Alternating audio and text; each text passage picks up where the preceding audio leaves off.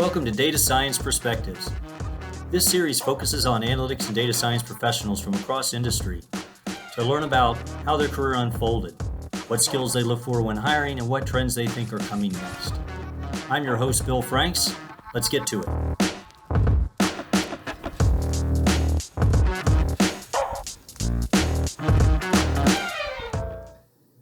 Welcome to this episode of Data Science Perspectives. I'm your host, Bill Franks.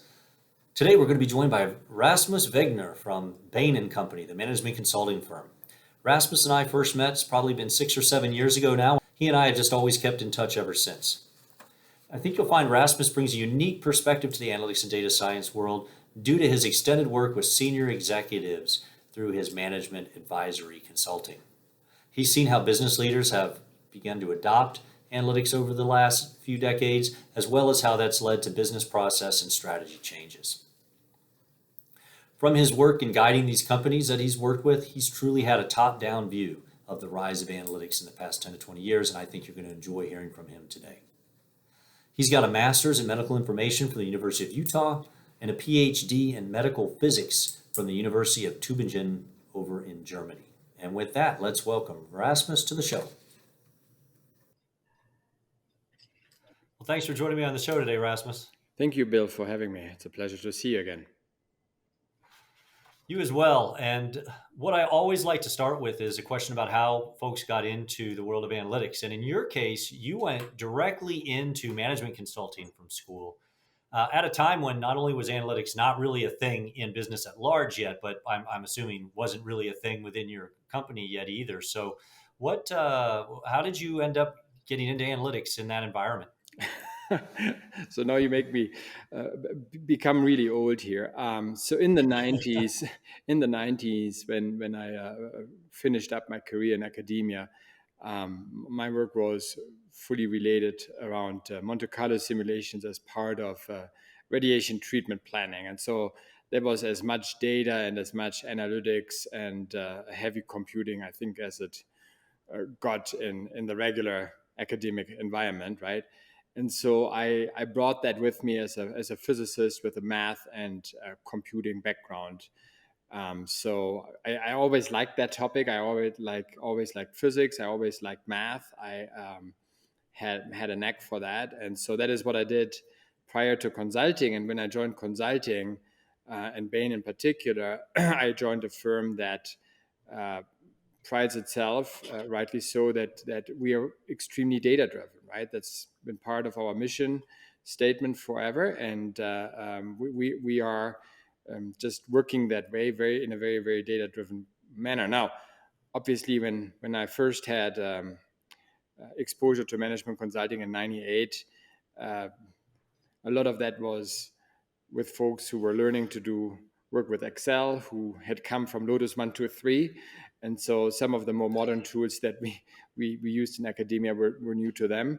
But it kind of like evolved just from that we had projects, and when they were heavily influenced by data and analytics, it was kind of like, hey, can you come help out here? And so that became kind of like part of my profile, I guess, in the firm from the very start. So you actually, I know this happens to a lot of people in analytics, where you almost accidentally end up starting an analytics team because you can do it, and you just kept getting asked to do it. Next thing you know, that's what you're spending a lot of time on, and you're building more people. And so over time, I guess, how has the analytics that you've done, I assume it's evolved alongside how your clients have evolved, but have you also evolved how you're analyzing Bain's internal business over time? Yeah, and so we've always had a team that would work with, call it, for instance, customer data, right? That is one of the elements that generated already tons of data in the 90s, right? We have always had a team like that evolved to several hundred folks today that I would call data scientists, right? So that has changed. I believe our work, by and large, over the last 20 years or so, or 25 years that I've been around, hasn't dramatically changed in terms of the topics. I think 2/3 or so of the topics that were important to our client executives in the 90s are still very relevant and important today, right? So the topics haven't changed. What has changed, I think, is that other third of new topics that are highly linked towards digital and analytics, right? That stuff just wasn't around 20 plus years ago. And in that realm, we could talk separately about. But what therefore has changed is the types of use cases of what you do with data. Right, back in the 90s, a big piece of working with data was around the quarterly earning runs, for instance, doing this type of work with big mainframe machines still, right? And in today's environment, it is about real-time pricing and real-time advertisement and garnering the power of analytics at a much more holistic, transformative scale. So one third of our business, I'll say, has changed topic wise. And then what has changed, right, is how we deliver the work for, well, that one third that's new, but for the other two thirds, right? So the team that is dedicated to analytics and data has grown exponentially. The tools the consultants use every day have expanded from the traditional Excel and being data dogs to include a whole host of other tools. And then I say the work has gotten much quicker and more precise in a range of areas. For instance, when you think about back in the days, you would visit stores and take counts of how many cars were in a parking lot and where on a shelf certain elements or SKUs would be sitting. Today, you can look at 1,000 plus retail outlets of a big Bain client with satellite images at different times of the day over different times of the year, right? You can, in an automated fashion, count which cars are there early in the morning. You know their employees versus the customers, and you can compare that with the competition, and you can see and measure the impact of marketing campaigns, for instance, for in-person visits in a store, in a much more precise and holistic and quicker fashion than we could in the past. And so the day-to-day tools have expanded, but also I think the approach overall to come up with really good answers has gotten a turbo boost. Yeah. That's an interesting use case you mentioned about the monitoring the parking lots. I remember a couple of years ago uh, being impressed with one of the large grocery chains had begun to monitor their own parking lots in real time, and they had identified that there was, I forget what it was, 10 minutes, 20 minutes gap between when a rush of people hit the parking lot before they hit the registers. And so when they saw an influx, they'd send an alert to the store manager that might say, you're going to need to open 2, 3, whatever it is, more registers. You've got 15 minutes. But it gave the local employees time to plan. Right. If you're in the middle of unpacking a box, now it's unpack the box, grab a drink, and then go up to number one versus, oh my gosh, customers are complaining, run to number one right away. Right. Right. There's some really fascinating things you can do. Right. So video analytics, which is really a tough part, right, compute wise, but video analytics, photo analytics has really seen a growth of adoption in our industry and with our cases, our projects, with many of the clients in retail in particular. I guess is a good example for that, right? But that's not where it ends, right? If you think about those types of use cases, everyone is wondering, what are the use cases of where and how I can use analytics, and it's not limited to that, obviously. So that brings up an interesting point. You're talking about a wide range of analytics. So not just Bain, but the management consulting space in general.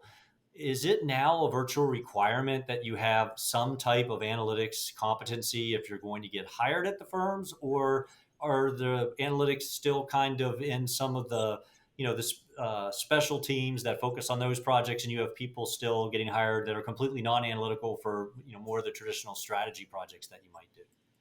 No, I think there is still a fairly high bar of having to have an analytical mindset to be successful in this industry. Like I said, the range of tools we use every day that our team members from the very first day will have on their laptops has expanded, right? It's Excel, but now it's also Tableau. We have folks who coming from schools and already know Python, several know Power BI or R, and so the the uh, the expectation is still that every team will have a few folks who are really good at using several of the analytical tools, and they don't have to bring this with them, by the way, right? It's our model is very much an apprenticeship model where we hire the smartest and brightest and train them day in and day out to be able to come up with the best answers for our clients. And we just can't do that anymore without those tools. So there's a lot of assimilation and learning through just assimilation on project teams day in and day out. Now, that said, obviously there are some data sets that are too big to be handled by a laptop when someone travels. Sometimes the questions are so highly statistical and difficult mathematically that we will use our central team to help us come up with the answers, right? If you think about some of the big distributors in the industry, right, with hundreds of thousands of SKUs, and you're working on a pricing project with them, there's no way that a team of 3 or 4 could solve this mathematically on their machines, right? And so for those areas, we use more central teams that are dedicated to analytics that very often have a very different background. They might not have an MBA, but a PhD in mathematics or in physics or the like, or statistics. And they're taking care of those types of questions. But that's not the majority of our projects. I'd say the vast majority of our projects has heavy analytics, but they are being solved by the team members and the teams themselves. So, no, a big part of your job, particularly now that you're more senior, is working with the executives at a company and often having to guide them towards, recommend and get them to make a decision that might be quite unpalatable to them at times, right? That isn't something that they necessarily want to do, but that your work shows. How do you approach that when you're going into a room with some executives that are paying your bill, but you know that you have to go in and tell them something they don't want to hear? Is that something that you learn through practice, or is there a specific strategy you use for that? Well, I think some folks learn that through practice, and it's a personality thing. I'll say there's a learning curve, of course, but let's be pragmatic. Is I guess my headline there. Um, um, Coming from academia, and you might appreciate that given your current role, right? What I did certainly have to learn over the last 20 plus years is that no matter how good the argument, how compelling the data is, folks don't necessarily just trust the data, they trust you. So it is a people's business, right? And so um, um, just recognizing, you asked, how do we do this? How do I do this? Just recognizing there are very different personal styles, very different company cultures, certainly, that we have to work with. Um, um, Understanding, therefore, the sensitivities, the pressure points of the executive teams and the rest of the organization is really important. And also recognizing that even the rightest and best answers are pretty useless if there's not a compelling argument of why they are priority and how they can get executed, right? Very often the 60 or 70% answer is much more preferred if it can get executed than the 90 or 100% answer that creates a lot of resistance. And so those are just the realities, and I say in society and in the microcosmos of our clients across the world, right? So being pragmatic, lots of communication, over communication, investing into people, really important, right? Making folks not just understand the facts and the analyses, but making them felt that they're being heard and have influence, not necessarily on what the rightest answer is, but of how you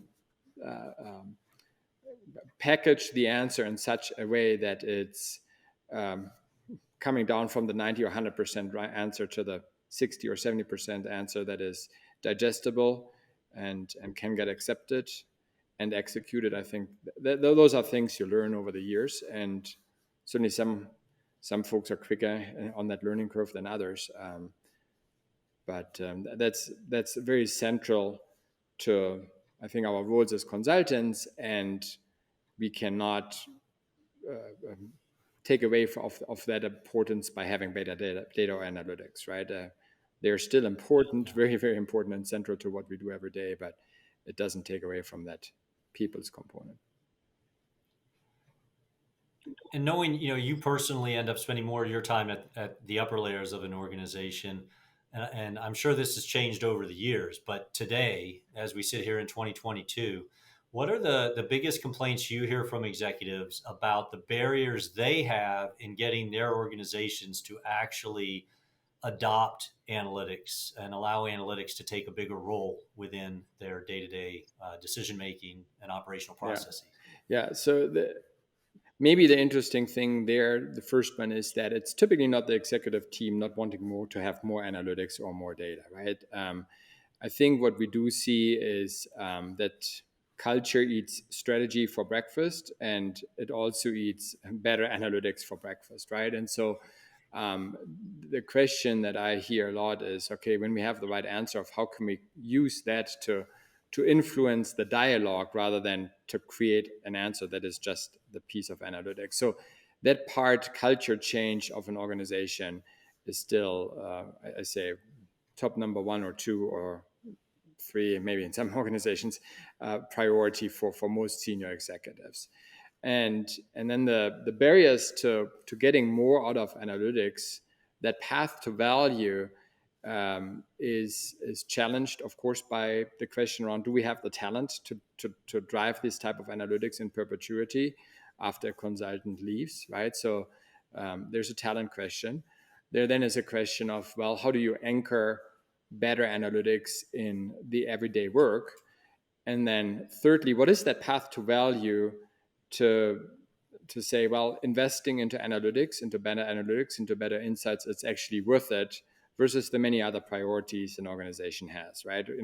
Priorities and requirements for investments elsewhere, for not creating too many distractions and too many projects on the key folks in an organization. And so it's really about, can you create a compelling path, sometimes a narrow path, but a compelling path towards using analytics where it matters. And so this question around identifying and defining the right use cases, and building, say, projects and teams, and ultimately business value around use case of analytics, I say that is the one of the top things we help our clients with, and that's probably one of the biggest adoption hurdles that we see, because that's something that's hard, right? That's difficult. If a company, if an organization hasn't been grown in the cloud, or born in the cloud, grown in the cloud, or digital to begin with, right? So finding a team, finding the right topics, and creating value with it, creating a couple of lighthouse success stories, Bill, and then taking those lighthouse success stories as proof points, and then expanding the footprint of analytics and the impact it has on everyday life in an organization. I think that's the path that we help chaperone for many of my clients. And I guess, my question actually had an inherent assumption that I will validate real quick, which was, what do the senior executives complain about that they have in terms of pushback of adopting analytics? Are senior executives, for the most part today, bought into analytics? In other words, is your focus on what are we going to do and how are we going to do it? How are we going to make it happen? Or do you still see senior execs that are pushing back on the data and the analytics that you're bringing to the table? Well, of course, they sometimes push back and they question the sources of the data and the quality of the data. And you would expect that, right? There's a quality control there, but nobody's pushing back on the idea of the principal value of analytics in an abstract way. What folks do question and want to see proof points for is, how will it create value for an organization, right? Those are business leaders that need to create business value, and there is no point in pushing analytics for analytics' sake. Analytics has its role in certain topics and areas, and not in others. And the question, therefore, is prove to me that it will create value, right? Is there a there? And then folks are more willing to invest behind building the capability or making the changes based on the insights a team creates. Now, very often, right, it's not us coming up with an answer and the client going execute. It's quite the opposite. It's always highly collaborative. There's a lot of transfer of capability of learning, so that ideally, right when we leave, as when the project ends, the client is fully self-sufficient to continue down the path that is being set by a project. So I don't think I'm giving away anything secret, given your accent, that you didn't grow up in the U.S. You grew up over in Europe, and but then you ended up coming over to the U.S. to work, and you stayed here for many decades. So what made you jump over the pond, and then what's kept you here, and what are the differences you see in if you did your same type of role you're doing here in the U.S. versus over in Europe? Is there a difference in terms of how business is done, in your opinion? Um, Well, of course, there are cultural differences, just like between companies, there are cultural differences between countries, right? Um, you didn't give away too much, really, Bill. So I went to high school in Alabama. You can take the the boy out of the South, but not the South of the boy. I'm going to refrain from singing any Baptist hymns here with you.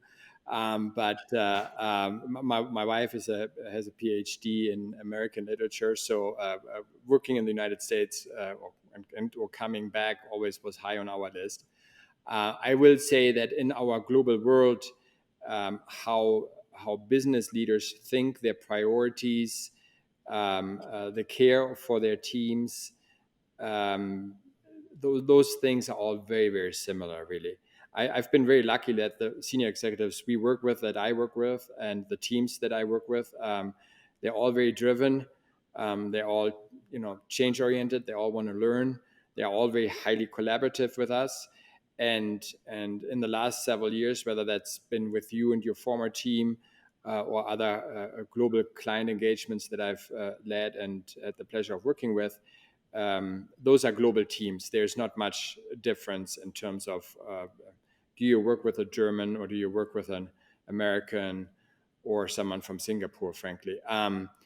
What I will say is that it accelerates the learning for myself, for our teams, when we have these types of opportunities. And what I mean by that is it accelerates the learning in terms of how to work with different cultures and being sensitive to different personalities, right? And that just picking up the elements of behavior at what point dinner is being eaten, when you have a dinner between a Bain team and a client team, right? That is very different in Spain than if you are in the winter time in the Nordics, right? In Northern Europe, where it gets dark really early, right? So those things are different, but by and large, I think how businesses, global firms certainly today operate is very similar. What I will say is there's a difference between the more traditional big scale companies that have been around for 30, 40, 50 years versus the ones that were born in the last couple of years or decades, like the last 20 years. And the work that we do, in particular in California, or in the startup scene, or the relative young scene in the New York area, for instance, those companies have different demands, sometimes higher demands in certain areas than traditional companies, whether that's someone in the oil and gas industry that's been around forever and will be for quite a while, right? It's just different, right? It's no better or worse, but just different. Regulated industries obviously tick very different. Since we're talking about data, right?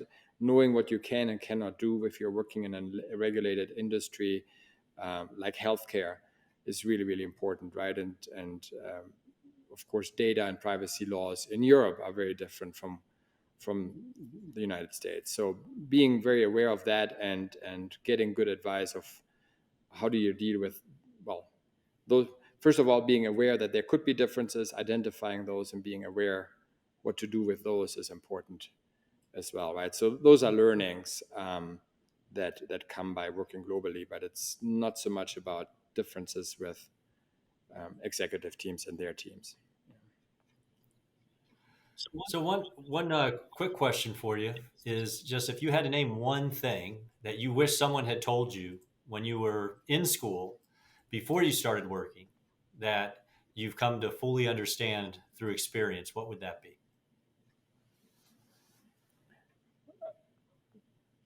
Well, the one thing, the learning never ends. Don't think that you're going to work against a master's or against finishing up a PhD and you're done, right? Enjoy the ride and use this as a basis for continued learning. I think um, that's something I wasn't as aware of, certainly, 25 years ago as I am today. And now there's a bunch of depressed students out there saying, "I thought I was almost done," and you've ruined it for them. But that's a great point. Before we run out of time, just one last thing to close on is we've done a lot of kind of looking back or looking at the present. Let's look forward. If you look out 3, 5 years from now, is there any specific trend in the world of analytics and data science that you think is coming our way Oh fast? yeah, absolutely. So I believe very very near term. Well, you say 5 years, right? So I tend to say we always overestimate the change that happens in the next year, and we underestimate the change that happens over the next 10 years. But I believe that very near term there is, and they're not entirely independent of each other, but very near term there's a lot of things that automation can do, right? Data driven automation that will help facilitate speeding up processes, making them better, more error free than what humans can do if it was still a manual task. But automation, very near term, over the next year or two, I would expect is one of the use cases broadly applicable across many industries that I'd say I would expect to see more of. And then over the next 5 years, certainly, that machine learning and subtle ways, machine learning and AI will uh, play roles more and more in our daily lives. We might not even notice when that's going on, right? That's related to compute at the edge, for instance, and so on. But I believe that the abilities of machine learning and AI in improving everyday's lives are going to become much more pronounced than even over the last few years. Well, these have been some great insights, and I'm sure folks will learn a lot. And I want to just thank you for taking some time out of your day to talk with me and share your insights. So thanks so much. Bill, thank you. My pleasure.